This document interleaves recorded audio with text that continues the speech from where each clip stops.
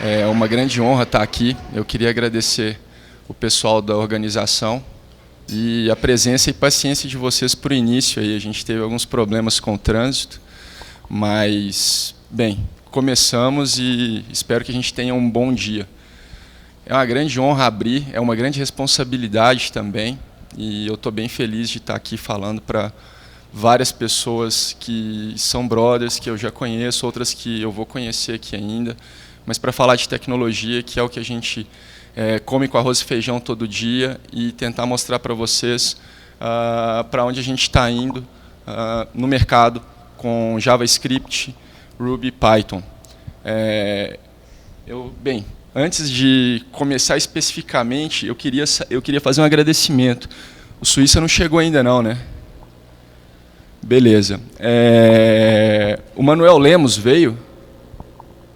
Não? Beleza. Eu queria agradecer os dois, porque o Suíça fez uma super thread no Face, que teve 84 comentários, mais de 24 mil caracteres digitados, e ainda teve um gatinho para dar uma trollada, porque a gente teve um questionamento sobre o evento, né? O porquê usarmos essa tríade de tecnologias, Ruby, Python e JS. E bem, são tecnologias que são trending. Se a gente acompanhar o que acontece nas comunidades open source, são as tecnologias que estão com boa penetração. O Python nem tanto, mas ele é muito poderoso. E, bem, eu queria agradecer porque isso foi meio que um combustível para a apresentação. Eu ia falar sobre JS apenas, Three.js, design de interação, mas por causa disso eu comecei a pesquisar um pouquinho mais. Eu quero participar das trilhas de Ruby também. Tem que ver ainda o Nando e o Akita dando uma palhinha. Mas foi uma thread que começou questionando o porquê usar essas três coisas, o porquê tentar fomentar um evento como esse e por que não abrir para mais tecnologias. Provavelmente o Manuel, eu queria que ele estivesse aqui para que a gente até conversasse depois também. Ele teve uma má experiência na empresa dele, contratando desenvolvedores Python e Ruby.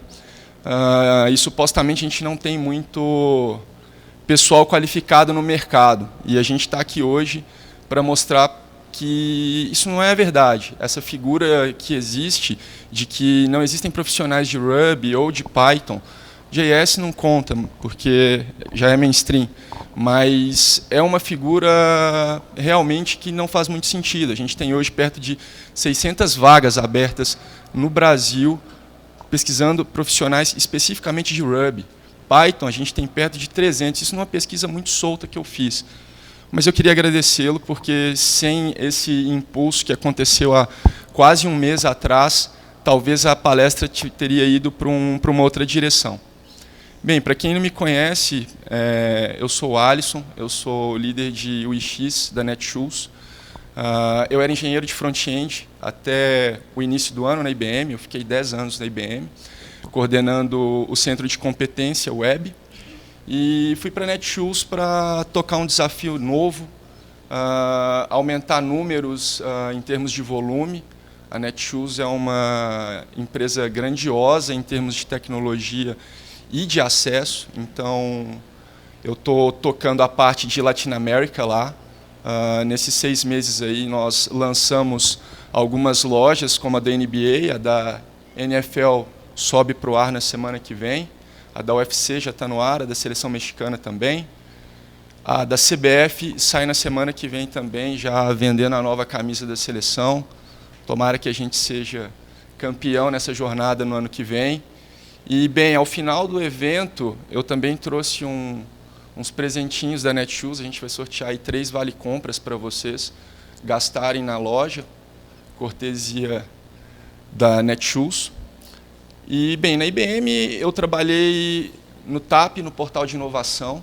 Eu fui responsável por montar o portal de inovação com o meu time, que era o do CIO Lab. Eu participei de projetos fechados também comerciais na Tancargo, Ambima e Sicredi. No W3C eu tenho uma atuação com o Comitê de Acessibilidade. Eu tive a honra também de ser júri no Todos at Web. Esse ano eu não quis participar porque eu queria que a Netshoes entrasse e ganhasse. Não tivemos tempo hábil para isso, porque a gente submeteu o application no dia que se encerrou as inscrições e o dia que o site novo subiu. E o site caiu várias vezes, eu acho que vocês devem ter visto aí no início de outubro o que aconteceu conosco. Mas, enfim.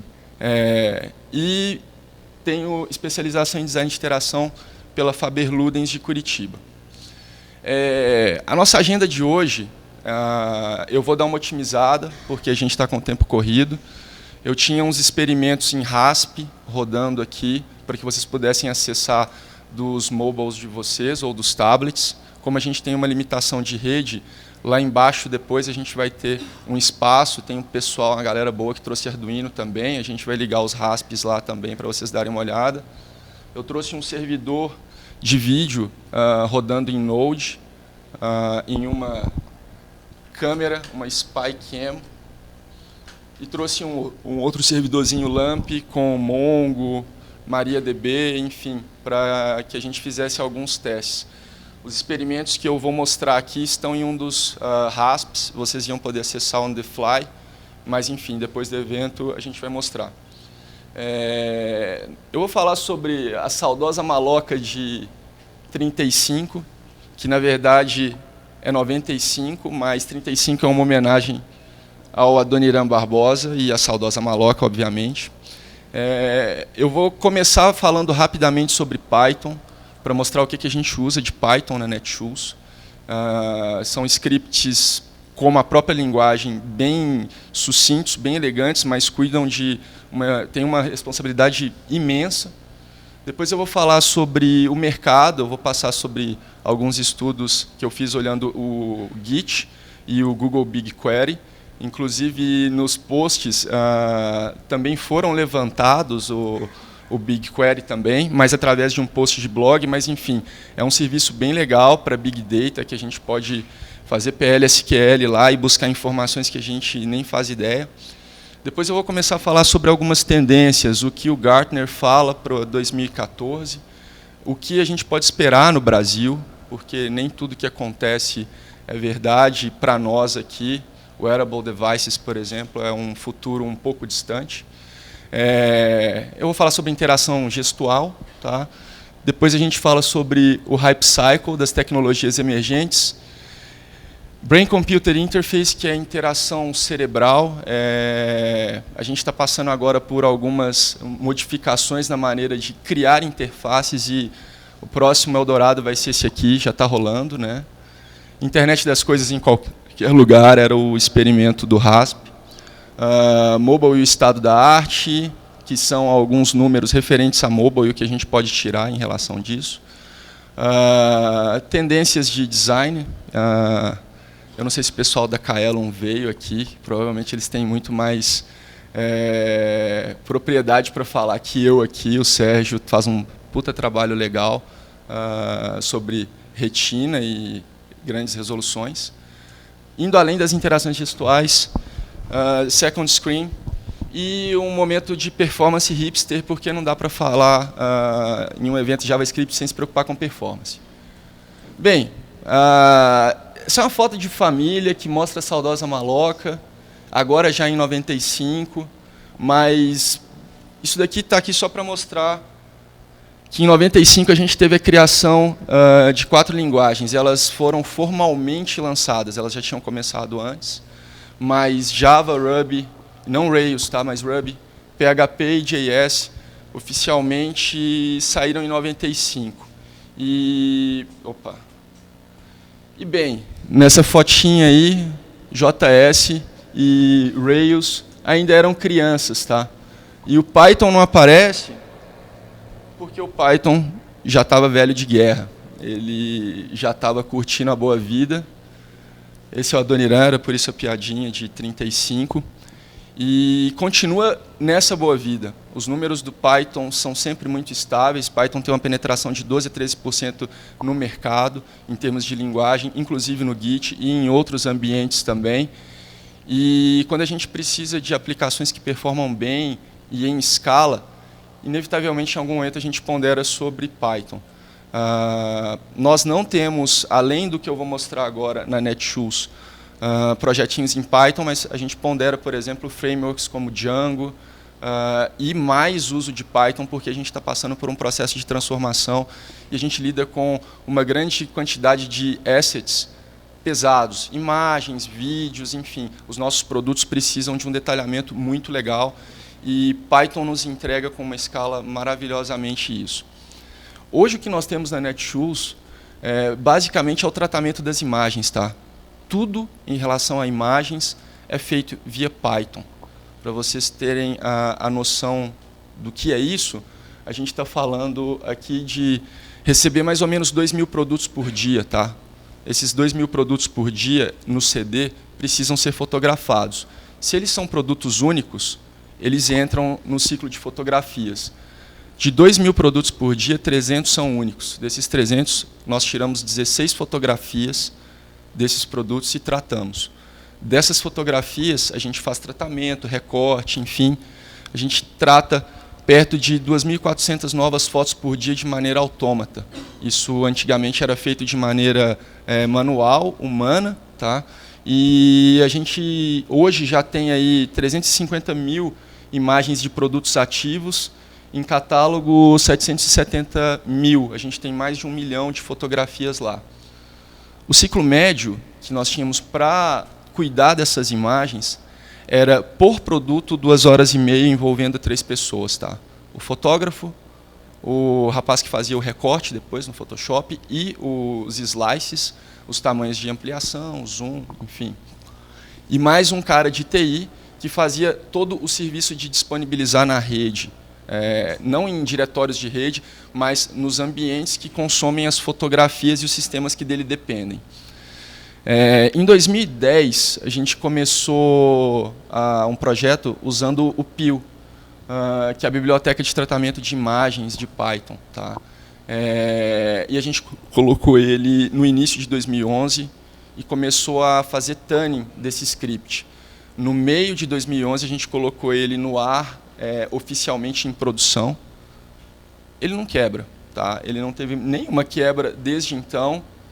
E a gente está falando aqui de uma coisa monstruosa, como vocês podem perceber pelos números, com 566 linhas de código. É um código muito limpo, é muito tranquilo a gente olhar para o código e conseguir entendê-lo. E hoje a gente tem 2 colaboradores, que o fotógrafo continua existindo, e o cara do suporte, que na verdade só recebe algum e-mail quando o script cai. Ele tem uma responsabilidade, mas desde 2011 ele cuida de outras tarefas, porque o Python está bem seguro. A gente diminuiu mais da metade, né, o tempo médio para executar um ciclo de fotos. E a gente está diminuindo isso mais ainda porque a Netshoes comprou 2 robôs que fotografam e já fazem, já integram com o script que nós colocamos. E com isso, provavelmente, a gente tem uma expectativa de reduzir isso daqui para 45 minutos. Esses números aqui não são apenas da loja Netshoes, são de todas as lojas que a Netshoes opera. A gente está falando aqui de Netshoes, Netshoes México, Argentina, Shop Timão, Vila dos Santos, Curitiba Store, times argentinos, mexicanos, enfim.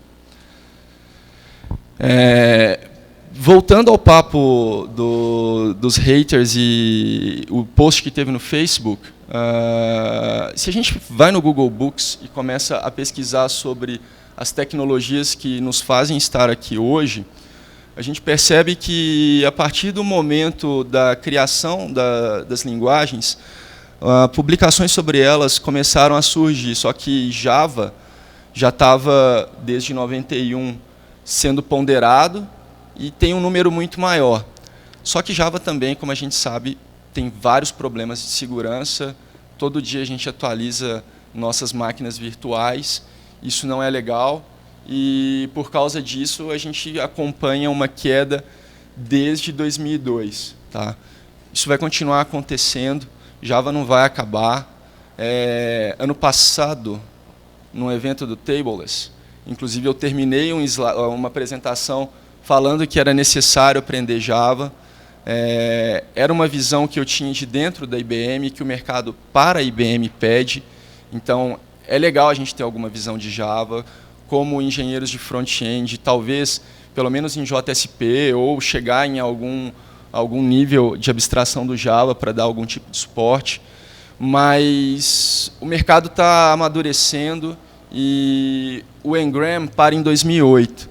Coincidentemente, é quando o GitHub foi lançado.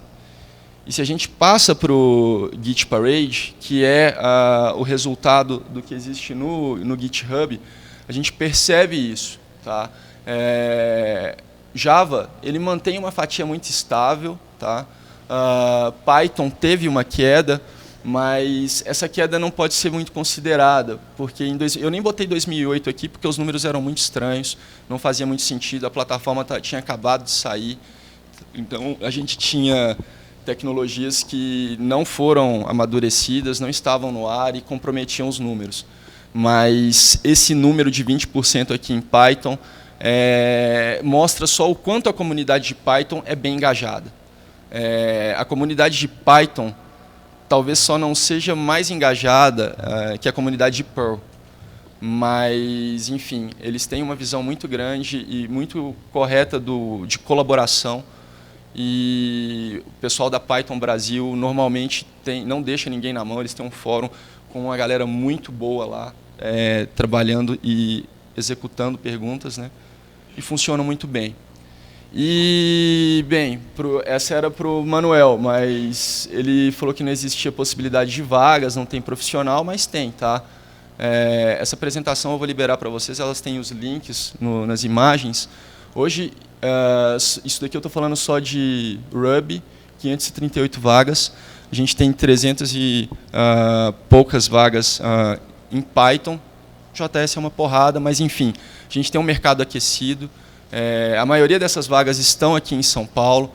Muitas delas estão focadas em startup, principalmente na parte de Ruby. Então, a gente consegue ter empregabilidade, desenvolver tecnologias no Bleeding Edge, que é o motivo de nós estarmos aqui hoje. Então, a assunção que ele fez foi vaga. Tá? Indo para tendências, eu vou mostrar alguns experimentos, mas antes de chegar neles, eu quero mostrar o que é trending e o que a gente está esperando para 2014. Tá? O Gartner ele faz vários estudos, e esse estudo é só o de trend de tecnologia. Tá? E, bem, basicamente, a gente está falando aqui sobre Omnichannel. Omnichannel é a ubiquidade de dispositivos móveis. Tá? A gente tem, hoje, uma fragmentação muito grande na nossa base de dispositivos, e os serviços que a gente desenvolve, as apps que a gente monta, tem que ter uma portabilidade entre esses ambientes. Senão a gente tem um legado e uma atividade de sustentação muito complicada. Um deploy para uma versão desktop tem que ter um deploy secundário para app, para celular iOS, depois para Android, enfim. Gerenciamento de experiências omnichannel é uma trending para o ano que vem. É importante que o Gartner menciona a ideia de se trabalhar de maneira bem fixa, e com uma base que consiga portar sem a necessidade da gente refatorar código com frequência de acordo com os dispositivos. Tá? Apps e applications também são uma tendência. As aplicações mais complexas são aplicações que cuidam de tudo. Tá? Um Pixel Editor, por exemplo, do Android, que faz tratamentos de imagem, tal qual um Photoshop. E apps são apps de mobile, para pequenas atividades. O Gartner aponta que essa tendência vai aumentar e applications deve diminuir. Então, a gente vai ver cada vez mais pequenas aplicações pipocando, e para que a gente entregue essas aplicações, Ruby, de novo, entra com uma versatilidade muito grande, porque é um framework poderoso para liberar aplicações em todos os lugares. A internet de todos os lugares e todas as coisas. Um exemplo aqui é um dos RASPs que eu trouxe, que o que a gente está, para onde a gente está Perdão. Para onde a gente está caminhando é um cenário onde a sua geladeira vai estar na internet. O seu RASP vai fazer atividades que você precisa. E aqui não é nem o seu trabalho. Tá? O exemplo que eu trouxe da câmera é uma webcam que você pode colocar na porta da sua casa, fazendo broadcasting para o seu mobile. Então, você está no seu trabalho e, pelo sensor de movimento, você pode receber um SMS, por exemplo, falando que seu cachorro saiu de casa, não deveria, passou pelo portão, ou tem alguém não requisitado no seu ambiente naquele momento. Talvez você entre na webcam para ver o que está acontecendo, se necessário, chame a polícia. Né? Entre outras coisas, a gente pode montar, por exemplo, com RASP ou outros dispositivos, Make, Arduino, dispositivos que controlam pela web granulometria da terra. Então, eu sou bonsaísta, eu posso cuidar de granulometria do solo dos meus bonsais através do RASP. Ele pode fazer a medição e liberar mais ou menos adubo na entrada do dia, só com a nossa programação. Então, e isso aqui a gente está falando com frameworks em JS, tá? Especificamente. Clouds híbridas, como broker de serviço, é uma tendência que, infelizmente, não vai acontecer aqui no Brasil, por enquanto, ele não está muito maduro aqui. São clouds privadas e pessoais que possam conversar entre si, transacionando dados. Tá? Arquitetura Cloud Client, essa já está rolando.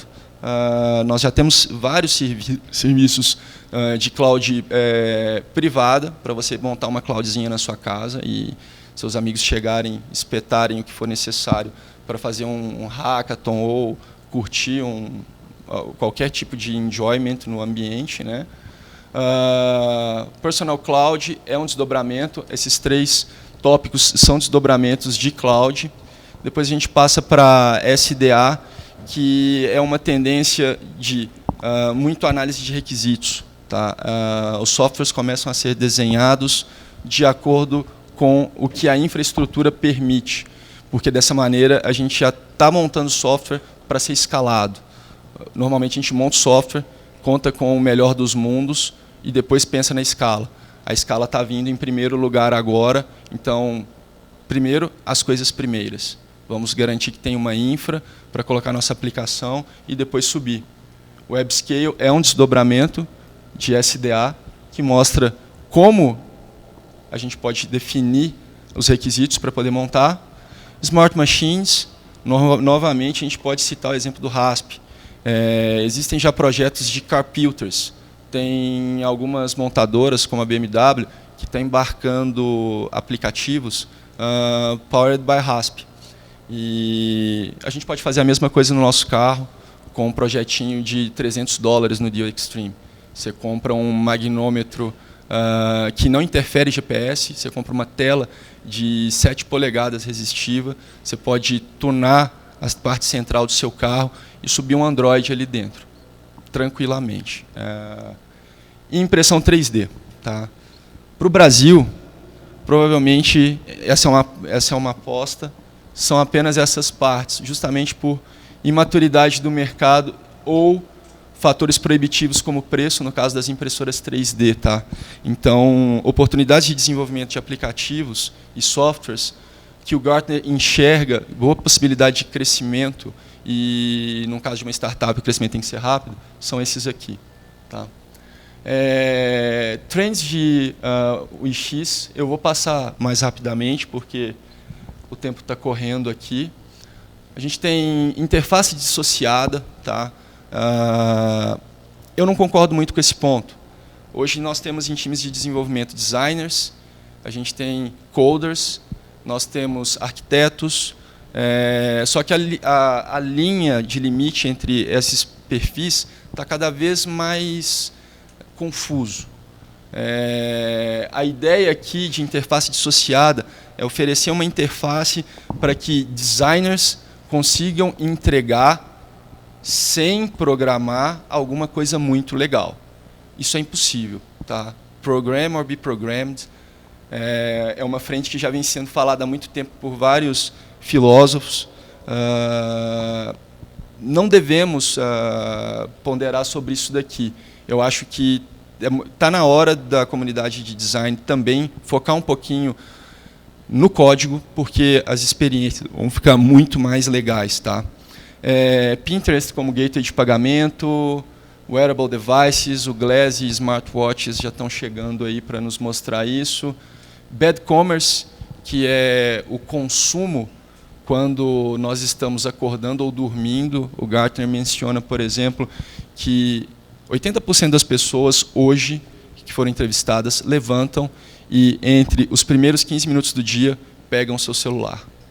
Esse é um momento que ele está propício a receber algum tipo de notificação sobre o que aconteceu enquanto ele estava desplugado. Se a gente conseguir entregar uma mensagem bem legal nesse momento, a coisa tende a converter. Tá? Estratégias de mobile e monitoramento dos usuários também é outra tendência que está rolando agora muito fortemente.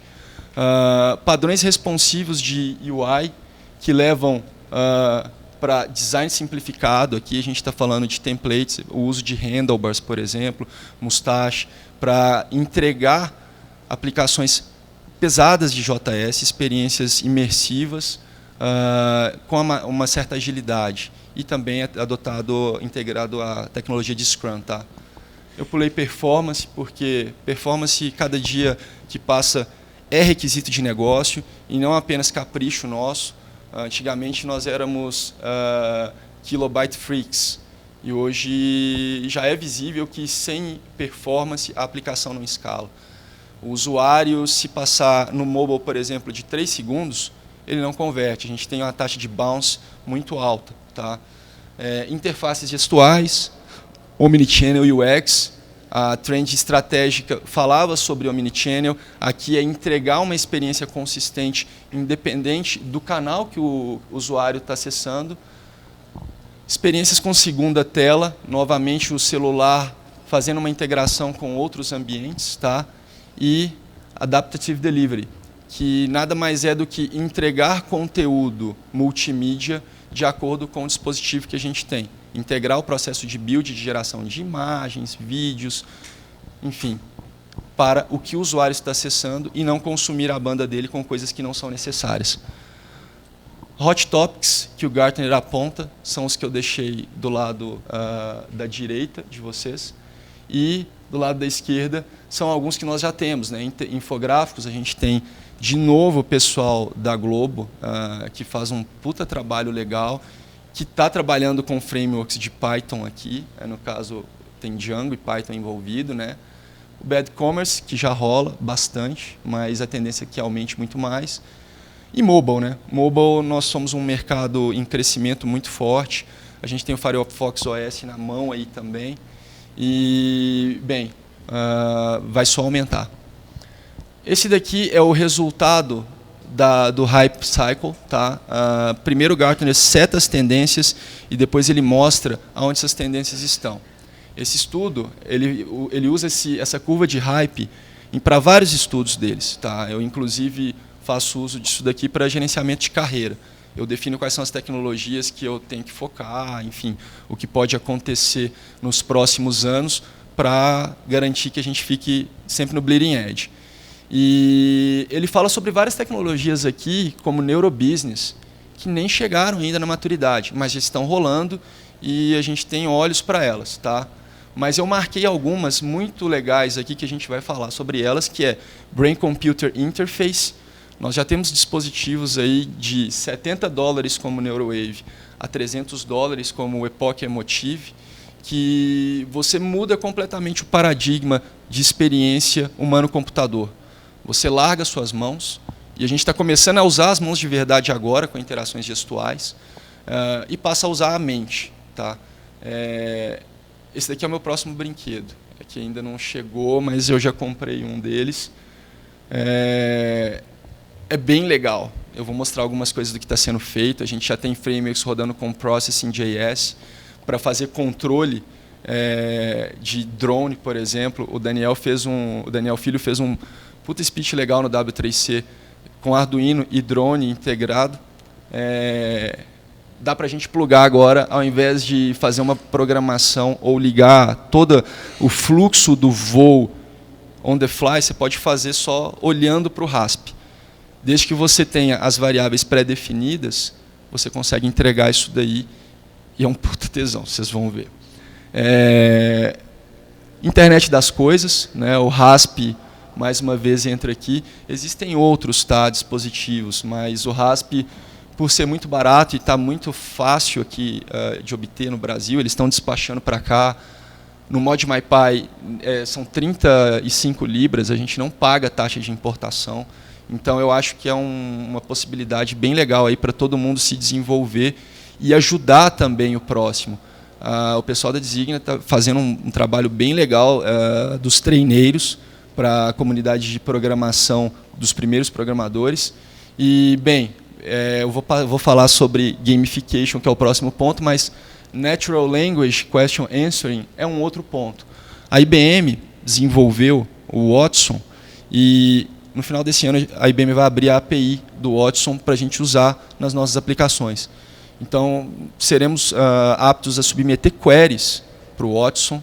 Ele vai processar essas perguntas e nos trazer respostas através de análise preditiva e combinatória. Então, a gente consegue fazer uma arquitetura de uma aplicação de acordo com as demandas que a gente tem e a gente vai chegar e falar, Watson, as tecnologias que eu planejo usar são essas.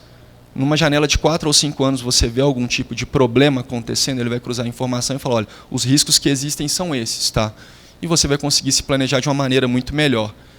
Isso eu estou falando para nós, mas pensando para o usuário, tem muito mais coisas que a gente pode fazer com o uso de question answering, tá? Gamification, o Google fez um projeto... Gamification é um negócio que já deu, né? Tanto que ele está no topo aqui. O gráfico de hype, ele passa pelo trigger de inovação, que é quando a coisa aparece, todo mundo fala, "Nó, que legal, vamos ver de qual é o que vai acontecer." E, bem, como tudo é muito novo, a gente se empolga, a gente infla as expectativas e joga lá no teto. Daqui a pouquinho a gente vê que não é bem assim, as coisas começam a cair. A estrada da desilusão, até que a gente percebe que dá para fazer coisas melhores, até chegar na produtividade. Gamification já está aí há um bom tempo, mas eu marquei esse ponto em específico por causa do Coder e por causa da nossa atividade open source. Legal, o Coder é um projetinho muito simples, que é colocar dentro do RASP uma aplicação para que pessoas comecem a programar. Então, a gente consegue usar conceitos de gamification para criar conceitos lúdicos para que as pessoas possam programar. E, por causa disso, eu acho que a gente tem que focar um pouquinho aqui para que a gente consiga fazer a roda girar. A gente tem uma comunidade grande, não só do pessoal que veio aqui hoje, Ruby, Python e JS, mas tem várias outras tecnologias e a gente precisa passar conhecimento. A gente pode pegar um RASP desse daqui, pegar e ir para o interiorzão aqui de São Paulo e, de repente, em um final de semana, fazer uma sessão de treinamento com o pessoal sobre acessibilidade. É fácil fazer. Você consegue portar um modelo de negócio dentro do RASP para essas comunidades.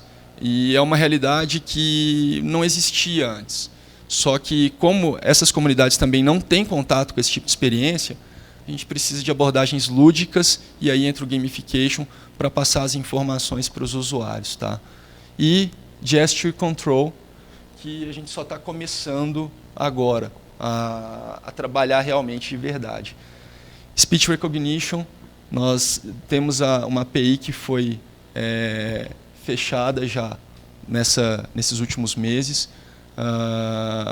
Está rolando bem, a tendência é que aumente ainda mais. Isso daqui são 2 vídeos sobre Brain Computer Interface, tá? Que vai mostrar como a gente vai ficar mais gordo. Porque a gente vai parar de se mexer. No vídeo da esquerda, eu tenho um drone sendo controlado com uma aplicação que não envolve uso de JS, e do lado da direita eu tenho uma aplicação que usa JS para fazer o controle.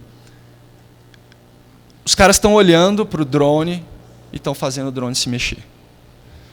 Para que isso aconteça, Antes de plugar o Epoch, Emotive ou Brainwave, nós programamos as variáveis. Então, você manda um comando pensando, eu quero que ele vire para a direita. Você mapeia o seu pensamento, falando, olha, quero que vire para a direita. O Epoch mapeia o que acontece, vira para ti e fala, suas atividades cerebrais, quando você está falando vire para a direita, são essas. Você faz um depara e, a partir daí, você consegue entregar experiências como essas aqui. Isso daqui é uma coisa bem disruptiva. Já tem, inclusive, bibliotecas no Git para fazer essas coisas acontecerem. E a tendência é que isso só aumente, tal qual nossas barrigas, por causa disso também. Porque a gente vai ficar, como aquele clipe do Fatboy Slim, cada vez mais parado, cada vez mais gordo. Oh my fucking God, né? Olhando esse tipo de experiência. É uma coisa muito nova, vai ter muita dor de cabeça ainda, mas já está rolando. E a gente está falando de inovação aqui. Então é algo que a gente pode trabalhar ao longo do tempo. Internet das coisas e metaprodutos. Eu vou passar rapidamente aqui também. Metaprodutos nada mais é do que produtos que se conectam à cloud para fazer storage, computar atividades ou nos dar informação, seja via data visualization, seja via informação textual. Para que isso aconteça, usamos sensores e atuadores, servomotores, enfim. O primeiro metaproduto que a gente teve, bem claramente, foi o iPod, que era um dispositivo que subiu depois uma camada na web com o iTunes, e a partir daí a gente começou a passar para vários outros, como o Nike Fuel, o Finish Docs, balanças que são sensíveis e trazem para nós qual é a nossa evolução em um programa de dieta, por exemplo. Isso aqui só está começando, tá? Tem muita coisa ainda a se fazer. Pensando em mobile, a gente tem um aumento muito grande aqui de smart TVs e tablets e phablets também agora, mas eu mencionei esse slide aqui para mostrar para vocês uma experiência da Adidas que em breve nós vamos ter aqui no Brasil também, tá? A gente tem um projeto desse que está saindo do forno na Netshoes. Nós vamos vender produtos dessa maneira. Isso é um provador virtual. Nesse caso aqui foi feito em Unity. No nosso projeto a gente está montando ele todo em Open Web, basicamente em JavaScript. Nossa aplicação está rodando num navegador, numa Chrome App, para vocês terem a ideia. E inicialmente a gente vai vender camisa. E ao invés de cair uma Coca-Cola lá no fundo, cai uma camisa. Então, são modelos de negócio novos, maneiras de se vender novas, totalmente inovadoras. E está na hora da gente começar a oferecer esse tipo de experiência para converter mais. Quando eu falei lá no início sobre o tesão que é trabalhar na Netshoes, pelo o quão inovadores nós somos lá dentro, disso aqui que eu estava mencionando, por exemplo. Atividades como essa vão acontecer cada vez mais. E nosso modelo de negócio precisa estar preparado para a gente conseguir tocar com muita rapidez esse tipo de projeto. O Adverse foi montado com 2 anos de desenvolvimento e com uma parceria com a Intel. Vocês conseguem imaginar a grana que estava envolvida nisso aí. Como uma plataforma open, o servidor que roda a nossa aplicação é um servidor em RASP. Tá? A gente faz um projeto com 400, 500 reais, tirando as horas de desenvolvimento. Mas são assets muito baratos. Minto, falei bobagem. Tem a TV também, porque a gente tem controle via Kinect e via sensor de toque. E a TV é razoavelmente cara, uns 3.000, 4.000 reais. Mas, bem, a gente está falando de um puta projeto legal que, com menos de 10.000 reais, uma empresa consegue desenvolver utilizando o Open Web. Tá? Esse pedaço aqui já é um second screen para a privacidade, o usuário nessa máquina, ele não usa a transação financeira na tela, afinal de contas, isso daqui é muito novo, se a gente coloca isso daqui em um ponto de venda, vai ficar todo mundo parado olhando e você não quer botar sua senha. Mas enfim, eu vou dar mais uma acelerada para eu mostrar alguns exemplos. O primeiro experimento que eu tenho é uma vitrine rodando CSS 3D. Tá? Deixa eu subir aqui. Esse é um framework que roda com Three.js e ele é acelerado com o Famous, tá? Que é uma biblioteca que vai estar aberta para todo mundo a partir do dia 6 de dezembro. Ela escala de uma maneira sensacional a interação para que a gente possa mostrar produtos. E a gente consegue portar isso daí para tablets, mobile, performando. Tá? Nesse demo, foi um demo bem rápido, por sinal, eu só peguei uma base de produtos que existia na Netshoes, usei o Three.js, coloquei a textura de uma esfera, a gente pode, enfim, desenhar a forma que a gente quiser com o Tree, acelerar com o Famous para poder integrar bem e a gente consegue oferecer essa experiência que é completamente nova para o usuário poder fazer uma compra, selecionar um produto, visualizar informação, enfim, a nossa mente é o limite para isso daqui. Tá?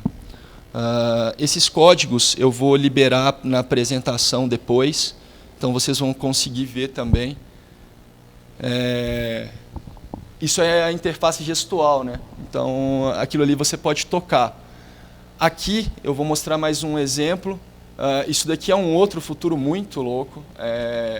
Aqui é a integração com o Leap, tá? Eu inclusive estou com o Leap aqui. O próximo é com o Leap, a interação. Mas eu vou postar primeiro o Hexapod. Isso aqui é feito com JavaScript, tá? Você está pegando a movimentação da mão do cara no Leap e o Hexapod está se movimentando. Alguns dos módulos dos servomotores são escritos em C, mas o RASP que está aqui comandando e a interface de comunicação é toda feita em Node. Tá?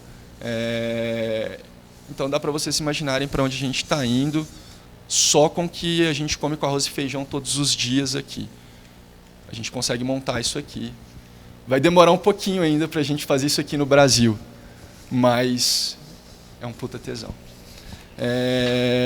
Eu vou abrir agora um outro exemplo, enquanto ele rola, que é o Showcase. O Showcase, ele é um exemplo que é feito com... Eu estou interagindo aqui, eu não sei se vocês... Enfim, deixa eu trollar um pouquinho aqui o ambiente. Eu estou interagindo aqui com minhas mãos, com o Leap... Oh, caceta, perdão. Fechou, eu estou interagindo aqui com o Leap, tá? Aqui, novamente, eu peguei uma base de produtos e... Ele fica batendo na internet. Esse era um risco a se fazer, porque aqui eu só estou com um produto, que é o local. Eu bato na base e cada um desses quadros deveria ser um produtinho. Mas sem a web vai ficar caindo. E, bem, eu vou largar o microfone para mostrar algumas outras interações. Eu consigo fazer zoom, né? Eu consigo apontar para um produto em específico e selecioná-lo. Seleccionado o produto, eu consigo girar, aumentar, trazer, movimentar ele pegando de um lado para o outro. Tá? JavaScript e Three.js funcionando aqui. Maneiras, novamente, de se fazer uma interação que é algo completamente novo e ninguém fez ainda. Tá? A gente está entrando num caminho que é bem legal, é sem volta, e a gente vai montar de maneira muito legal experiências que a gente vai ver e vai falar, puta, o poder que o LEAP nos dá, ou o Maio é um bracelete que vai sair em dezembro. Ele mede suas ondas elétricas para pegar o movimento.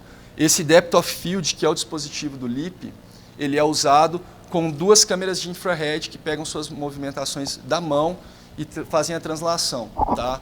No caso desse Maio, o que ele pega são suas ondas elétricas e a gente consegue fazer o mesmo tipo de interação. Então, vocês param para pensar, por exemplo, um jogo de Call of Duty, que ao invés de você usar o joystick, você está só point and shooting. O movimento muscular e a onda elétrica que é gerada gera o comando, tá? E a gente consegue integrar isso via JS. Só para lembrar, o PS4 tem toda a UI montada com WebGL. Então, para ver o quanto o Open Web está caminhando, tá? A gente tem aqui alguns números que falam ainda sobre second screen, o crescimento que acontece, e algo muito legal, para onde a gente está indo, tá? O Gartner apoia muito o HTML5 e aposta muito nele. Ele está crescendo muito e provavelmente ele vai virar mainstream. Então, iOS e Android, como plataformas de desenvolvimento, estão perdendo força. Eu não estou falando aqui de aplicações híbridas ou nativas, tá?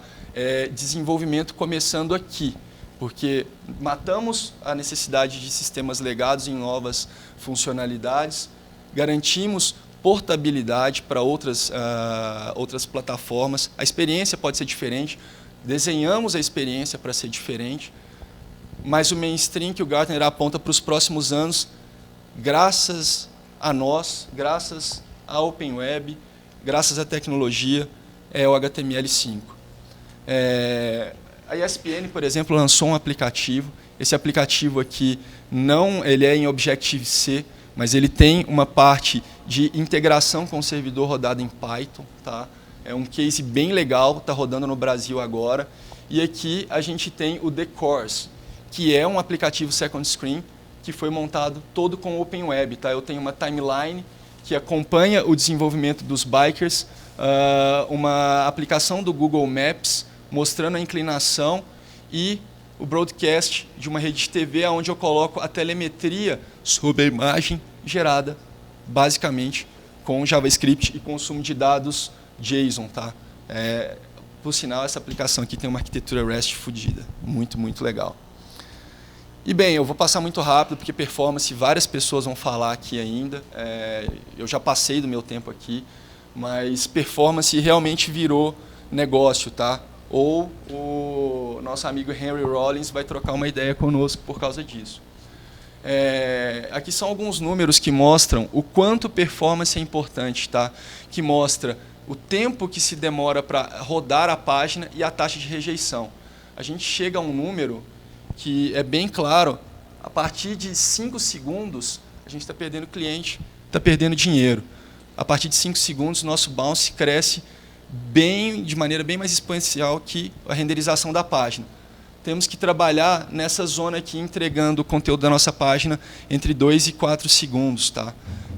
A gente tem um problema com isso daí, que são os third party, as bibliotecas de Facebook, Twitter, Baynote, enfim. Mas é algo que a gente tem que trabalhar também e fazer as coisas acontecerem. Para mobile, o número é razoavelmente diferente, mas mostra um comportamento bem legal aqui, que é nada no mobile renderiza em 1 segundo. Então, é o único caso que tempo de renderização pequena não significa bom desenvolvimento, significa que algo não está funcionando. Tá? Mas se a gente manter 4 segundos de renderização, todo mundo fica feliz. Provavelmente porque o tipo de conexão que a gente tem, inclusive aqui no Brasil, não vai ser aqui, a gente vai estar aqui. Ó, porque 3G não vai funcionar na Copa, 4G é uma grande falácia, o nosso Edge GPRS também, enfim. A performance mostra também que quanto maior o tempo de load time, pior vai sendo a quantidade de páginas que o usuário navega. Então, se você tem um site que é lento, o cara vai navegar 1 página, 2 páginas, eu vou no concorrente. Está lento pra cacete, não me atende, não quero esse tipo de experiência. E aqui eu tenho alguns números que mostram o que a gente fez na virada do site, tá? A gente teve um trabalho bem focado em performance, que nós tocamos lá, e a gente aplicou separação de conteúdo estático e dinâmico, fizemos o Cookie Free Domain, para garantir que com isso pudéssemos paralelizar a carga. Com isso a gente conseguia entregar páginas mais rapidamente. As páginas do novo site da Netshoes não estão mais rápidas que a do site antigo. Elas estão trazendo mais informação. Em uma página de vitrine, normalmente a gente trazia 18 produtos. Nós trazemos 64 agora. E trazemos cacheado no JSON, mais 64 para a próxima paginação. Tudo isso a gente está entregando com 0,2 segundos mais rápido do que era antigamente. Mas, considerando a quantidade de produtos que a gente está botando na página, isso não acontece, né? A gente aumentou o Max Age, o basicão do arroz e feijão, gesipar e minificar, tudo que a gente precisa. O Keep Alive também. Matamos o Flash. A Netshoes tinha todo um sistema de banners em Flash. E um dos motivos de eu ter ido para lá foi para isso, foi para matar esse negócio. No site da Netshoes, a gente matou. Nos sites dos parceiros, a gente ainda tem uma longa estrada a percorrer. Tá? Link Prefetching, que é uma API muito pouco utilizada, mas muito importante para performance. Se eu estou numa página de pesquisa, eu já estou carregando os JavaScript. Depois que a página de pesquisa renderizou, eu carrego usando o Link Prefetching os CSS da próxima página, que é o CSS da página de produto, os JavaScripts da página de produto, para ganhar performance. Na hora que o cara clicou, esses arquivos já estão cacheados lá dentro. Eu só não consigo carregar a imagem porque eu não sei qual que o cara vai clicar. Mas se eu soubesse, eu poderia fazer isso daí também. Tá? Nós temos plataforma lá rodando com o JBoss, a nossa aplicação, que é o site Netshoes, e Velocity, que são as outras plataformas, Netshoes México, Argentina. Essas tecnologias têm alguns bugs de parser e elas geram umas triponas em branco na página. E a gente fez um trabalho específico para limitar isso daí, liberar o espaço, além de trabalhar também de novo no feijão com arroz, no cacheamento de Ajax. E também confiar mais em JSON do que XML. Tá? Progressive Encoding, acreditem ou não, nós também não tínhamos JPEGs progressivos. Tá? Isso foi uma mudança que aconteceu tem 3 meses e agora está escrito na pedra. Por enquanto a gente gera JPEG, daqui a pouco a gente pula para PNG com fundo transparente para tratar as imagens via JS. Mas enfim, o site antigo, no WebPage Test, tinha várias notas em recuperação ali e grade D no iSlow. Tá? Depois que a gente mudou o site e colocou a nova arquitetura, a gente pulou para um ambiente muito melhor, muito melhor. A gente saiu de um tempo de renderização absurdamente alto, que era 8 segundos para Document Complete e passou para 3 segundos, mas a gente tem alguns problemas ainda. Enfim, a gente aumentou o número de elementos do DOM, porque existem muitas condicionais em uma lógica de compra. A gente subiu de 990 para 2.210. A gente aumentou o tempo de renderização aqui, fully loaded, para 11 segundos por causa das third-party scripts. Tem muito mais script acontecendo para entregar os produtos que a gente imagina serem os melhores placements para vocês. Se vocês compram, se você é torcedor do Corinthians, por exemplo, e navega por uma página do Corinthians, os produtos que você passa a ver daquele momento têm uma análise preditiva muito maior para converter dessa área. E a gente vai cruzando não só o Corinthians, mas o tênis que você usa, a camiseta que você tem, o tamanho. A gente tem um projeto de persona, mas o seu tamanho, tá? Quais são suas medidas? A gente vai colocar produtos específicos e mais sensíveis para isso. Tudo isso com inteligência rodando com MongoDB e JS pesado. Tá? E pulamos para a grade B no iSlow. Temos que passar para A. Vai demorar um pouquinho, porque somos um pouco agnósticos em relação a CDN, mas tá aí. A gente hoje ainda também tem uma tarefa muito grande para melhorar aqui. A gente tem, nos 3.3 segundos de renderização da página, a gente gasta pouco mais de 1 segundo, quase 1 segundo, perdão, com back-end, e o resto está no front. Isso significa que tem muito mais aqui para a gente melhorar, muito mais para entregar. Aqui eu não tenho third-party JavaScripts, tá? Bem, para falar que eu não falei de grants, Eu coloquei alguns plugins aqui, que inclusive um puta plugin legal, que é o Grand Chance CSS, que o Ed Osmani fez, e ainda está muito verde, mas já funciona muito bem. Ele lima, modularizamos o CSS com SAS, Compass, enfim. Ele limpa a geração do CSS, tirando as classes e IDs que não são usadas na página. No fim do dia, significa que a gente já trabalha a modularização e entregar um CSS pequeno. Beleza, a gente entrega um CSS para uma página bem complexa com 80K. As classes que não são utilizadas, a gente lima daqui. O Grand Chance CSS otimiza perto de 40% a 60% o tamanho do CSS, mesmo modularizado já. Então, é um plugin muito legal, que é bem importante colocarmos nas nossas tarefas de build, tá? De Front Page Ops, Front-End Ops. O Newer também é para performance aqui, ele só roda o que é novo, não precisamos buildar toda a aplicação, apenas o que a gente já mexeu. Ele trabalha bem focado com o Watch também. O Image Opting, que é para fazer otimização de imagens, esse já é bem conhecido nosso. E o Responsive Images, que é razoavelmente novo, que faz o que a gente faz com Python, tá? Que lá na Netshoes, que é entregar vários formatos de acordo com o nosso parque de máquinas. É o que eu já tinha falado, e é isso, pessoal.